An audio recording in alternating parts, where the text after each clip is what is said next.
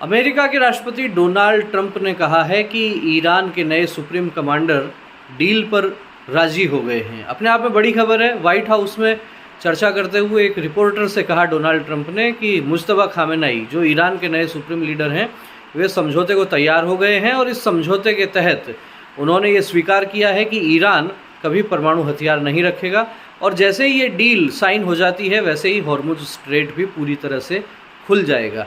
लेकिन ये एक तरफा बात है, ये बात केवल डोनाल्ड ट्रंप की है। ईरान के सरकारी मीडिया को विदेश मंत्री ने बताया कि अभी इस तरह की कोई डील नहीं हुई है, न कोई समझौते की बात हुई है। तो ऐसा लगता है कि डोनाल्ड ट्रंप जो कुछ सपने में देखते हैं वही आकर रिपोर्टर से, पत्रकारों से कह देते हैं। हालांकि एक दिन पहले डोनाल्ड ट्रंप ने ये चेतावनी दी थी कि अमेरिका खार्ग द्वीप पर कब्जा कर लेगा और साथ ही साथ ईरान के जो बड़े तेल सेंटर हैं उन पर भी कब्जा कर लेगा।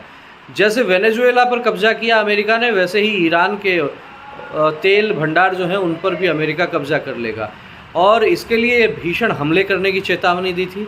लेकिन अब ट्रंप कह रहे हैं नए पोस्ट के जरिए कि उन्होंने बड़े हमले करने का मानस छोड़ दिया है, क्योंकि ईरान के उच्च नेतृत्वकर्ता जो हैं उनके साथ में उनकी बातचीत चल रही है और बातचीत फाइनल दौर की है और इसके बाद लगभग समझौता तय है।